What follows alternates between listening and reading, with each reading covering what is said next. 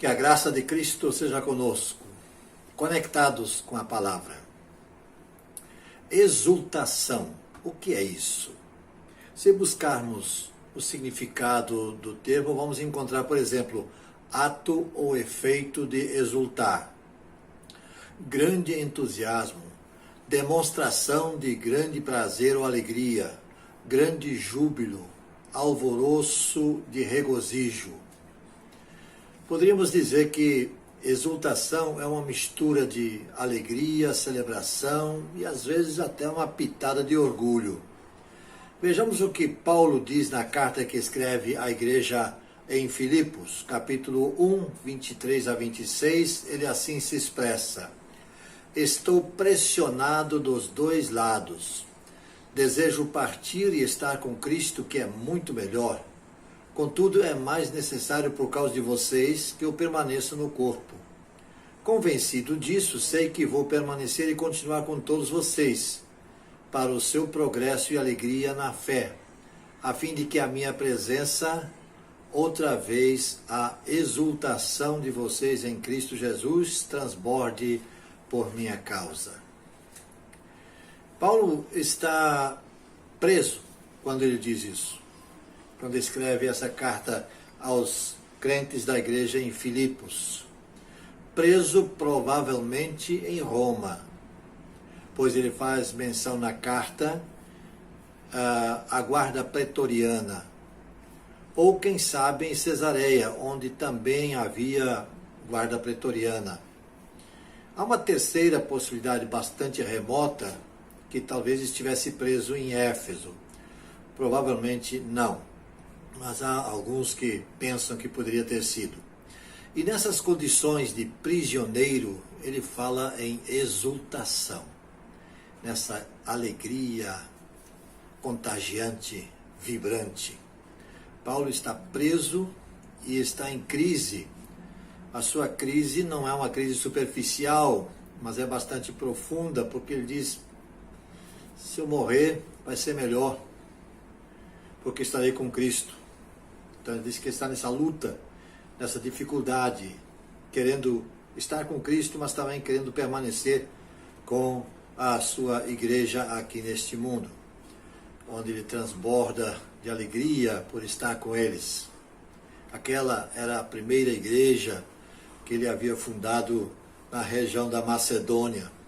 Por isso trazia muita alegria. Ele fala em outro texto, nessa mesma carta, que é com muita alegria que ele escreve essa carta à igreja, aos crentes em Filipos, né? Então, não é nada fácil explicar como explicar essa situação de Paulo.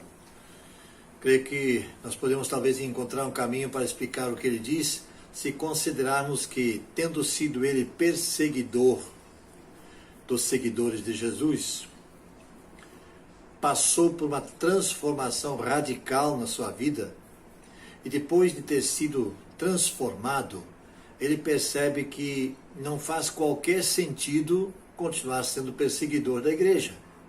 Ele estaria perseguindo a si próprio.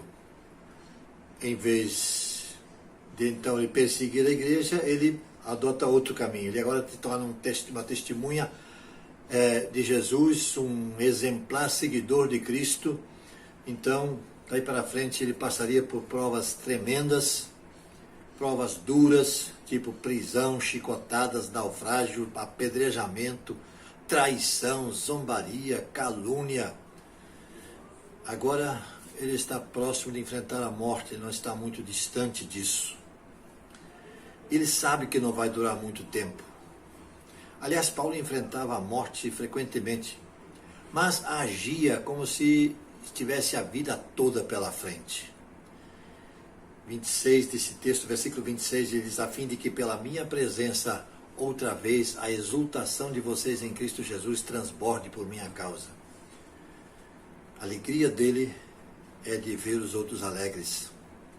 Ele gostaria de visitar os irmãos filipenses.